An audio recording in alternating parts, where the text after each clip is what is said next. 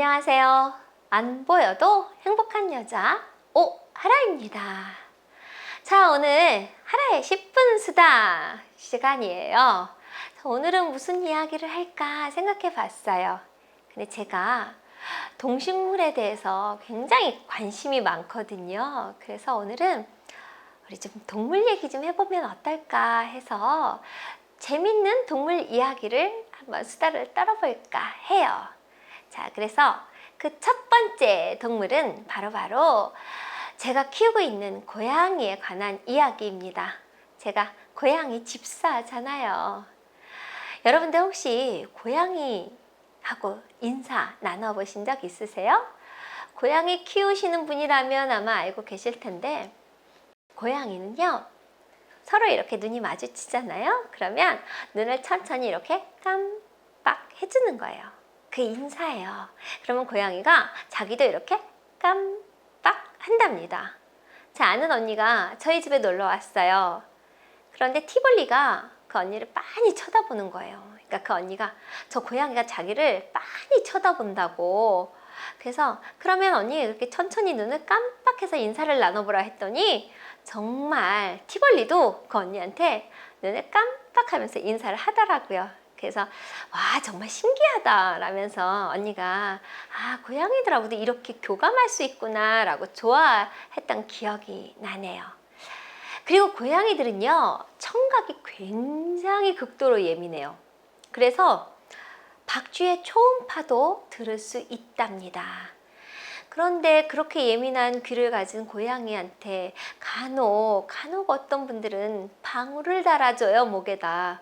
그러면 얼마나 시끄러울까요? 얼마나 괴로울까요? 절대 그런 건 달지 않는 게 좋습니다. 그 고주파 이야기를 하니까 그 정유정 작가님의 소설 28이었던가? 거기에 보면 개를, 그러니까 멀리 있는 개를 부를 때 고주파 휘슬을 붑니다. 그러니까 그 휘슬을 이렇게 후하고 불면 사람 귀에는 아무 소리도 안 들려요. 고주파이기 때문에. 그런데 멀리 있는 개는 그 소리를 딱 듣고 달려와요. 그래서 이런 것도 있었구나 라고 했는데, 고양이 역시 그렇게 청각이 굉장히 예민하다는 거 또 새삼 알게 되었어요. 그리고 고양이들을요, 눈 가리개를 해놓잖아요. 그러면 양옆에 이렇게 수염이 길잖아요. 이 수염만 움직여서요, 다 자유자재로 돌아다닌다고 해요. 가능하대요, 눈을 가리고도.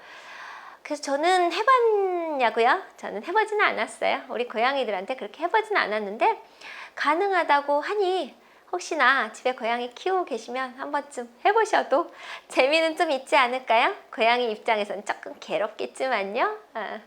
그리고 고대 이집트에서는 고양이를 숭배했다고 합니다. 그래서 고양이가 죽으면 그 고양이 주인, 그러니까 저 같은 이제 집사죠. 우리 이게 요즘 흔히 말하는 속어로 그 주인이, 고양이 주인이 눈썹을 밀었다고 해요. 이 눈썹을 깎는 거예요. 모나리자도 아니고 왜 눈썹을 밀을까요? 아마 고양이가 눈썹이 없어서 민다라는 속설도 있는데, 그것은 뭐 믿거나 말거나입니다. 그래서 이 고양이에 관한 이런 것들을 이렇게 책으로 읽으면서 정말 재밌다. 내가 키우고 있으면서도 모르는 부분이 참 많았구나 라는 생각을 다시 한번 해봤어요. 그런데 정말 고양이 너무너무 이뻐요. 너무너무 귀여워요. 애교 짱이에요, 아주. 자, 또 다음에 소개해드릴 동물은요, 우리 민족하고 정말 뗄래야 뗄 수 없는 동물이에요. 단군 신화에도 나오는 바로 곰입니다. 쑥과 마늘만 먹고 여자가 된 곰 이야기는 아니고요. 실제 이제 정말 살아있는 동물 곰 이야기입니다. 곰은요, 한 배에서 새끼를 여럿을 낳는데 그 새끼들의 아빠죠. 아빠가 다 각각 다를 확률이 상당히 높다고 해요. 왜냐하면 암컷 곰은요, 한 번 교미한 수컷 곰하고는 다시 접촉하지 않는데요, 거의. 그러니까 여러 유전자를 받아들이는 거겠죠. 아마 그 곰 입장에서는 뭐 그거야 뭐 곰이 제가 안 돼봐서 어떤 마음인지는 모르겠지만 아마 유전학적으로 좀 여러 다양한 그런 그 자식들을 낳고자 하는 그런 게 아닐까요? 뭐 그래요. 그래서 아빠가 거의 다 다르다고 합니다. 그리고 곰이 동면을 하잖아요. 그런데 보통 사람을 비롯한 모든 포유류들은 장시간 오랫동안 누워있으면 골다공증이 생긴다고 해요. 그래서 곰도 생기느냐? 아니에요. 곰은 그렇지가 않습니다. 곰은요, 칼슘을 뼈 안에서 재순환시킨다고 해요.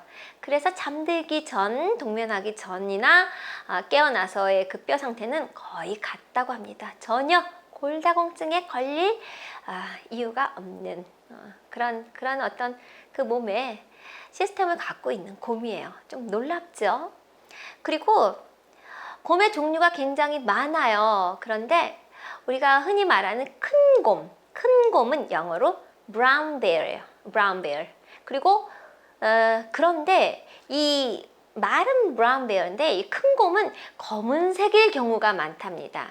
그리고 우리가 부르는 흑곰은 오히려 검은색이 아니라 갈색일 경우가 많대요.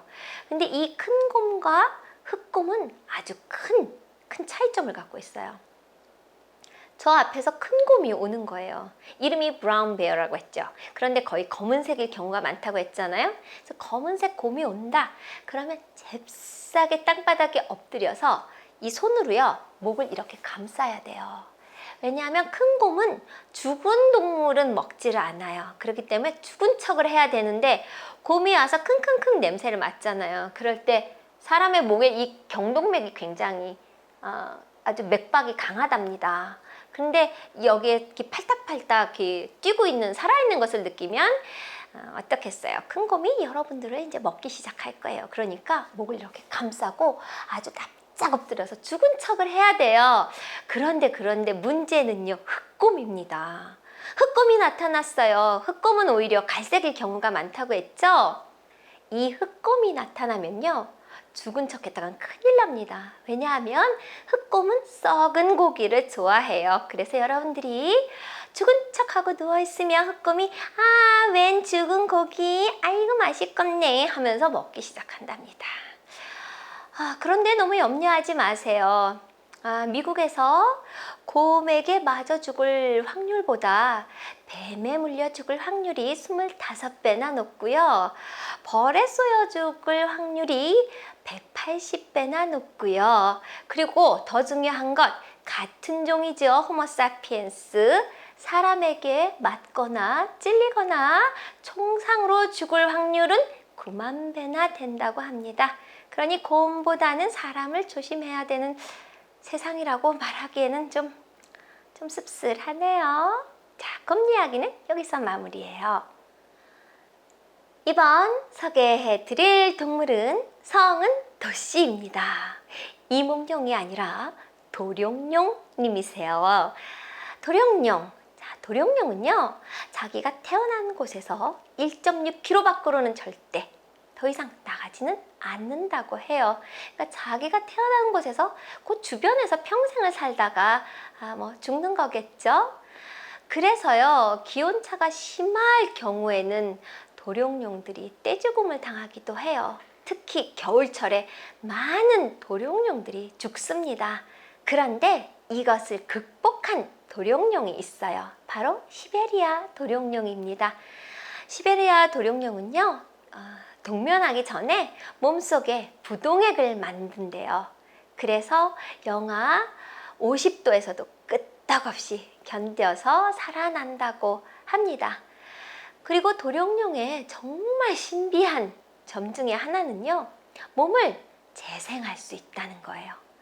턱, 심장, 꼬리, 이 팔다리 사지는 물론이고요, 눈의 수정체와 홍채까지도 재생을 한다고 해요. 정말 신비하죠? 이런 도룡룡의 자기 몸을 다시 재생할 수 있는 그 능력, 그런 시스템을 잘 연구해서 사람에게 적용할 수 있다면 얼마나 좋을까요? 아픔으로, 질병으로 고통받는 많은 분들에게 좀 더 새로운 생명과 그 고통을 덜어줄 수 있는 그런 날이 왔으면 좋겠습니다. 특히 눈의 수정체와 홍채 이런 이야기를 하니까 저와 같은 망막색소 변성증 환자들, RP 환자들의 망막도 재생할 수 있는 그런 날이 온다면 정말 좋을 것 같아요. 그렇다면 저 오아라 눈 번쩍 뜨고 우리 별님들 예쁜 모습, 멋진 모습 볼 수 있을 테니까 또한 얼마나 행복하겠습니까? 오늘 이렇게 동물들에 대한 이야기 해봤어요. 어떠셨어요? 재미있으셨나요? 저는 정말 책을 읽으면서 진짜 재미있었거든요. 아직도 해드릴 이야기가 무궁무진하답니다. 다음 시간에도요. 동물 또 식물 이야기 계속 해볼까 해요. 괜찮겠죠? 저만 좋은 건 아니겠죠? 네, 오늘 오아라와 함께한 우리 별님들 정말 신나고 즐겁고 재밌는 시간이었기를 바라봅니다. 장마가 시작됐고 날씨도 무덥고 비도 와서 축축하고 눅눅하기도 한데요. 건강 조심하시고요. 우리 다음 시간까지 행복 가득 사랑 가득하게 지내다가 다시 또 만나 뵙기를 바라보겠습니다. 여러분, 저 오아라가 많이 사랑합니다. 안녕.